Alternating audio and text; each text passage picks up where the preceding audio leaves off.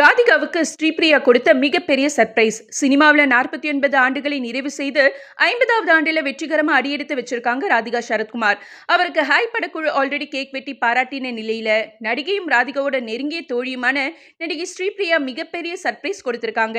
ராதிகாவுடைய cinema வாழ்க்கை அங்கீகரிக்கிற வகையில் நடந்த இந்த பாராட்டு விழாவில் ஸ்ரீபிரியா, லதா, ஜெயசுதா, கீதா, சோபனா, லிசி, பூர்ணிமா பாக்யராஜ், மீனா, டிடி மற்றும் நடிகரும் கணவருமான சரத்குமார், பாக்யராஜ், சிவகார்த்திகேயன் மற்றும் நிறைய சினிமா பிரபலங்கள் கலந்துக்கிட்டு ராதிகாவை பூங்கொத்து கொடுத்து வாழ்த்திய பயங்கரமான ஃபன் பண்ணாங்க.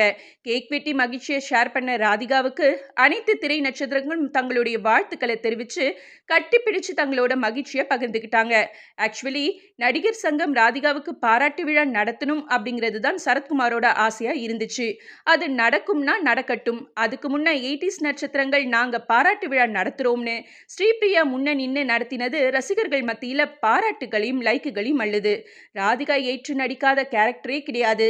ஆனா இத்தனை வருஷத்துல அவங்களுக்கு ஒரு முறை கூட தேசிய விருது கிடைக்கலன்னு சரத்குமார் லேட்டஸ்டா ஒரு இன்டர்வியூல ரொம்பவே வருத்தமா பேசினாரு. அந்த வகையில தாய் கிழவி படத்துக்காக அவங்களுக்கு கண்டிப்பா தேசிய விருது கிடைக்கும்னு நம்பிக்கையோட கமெண்ட் பண்றாங்க ரசிகர்கள்.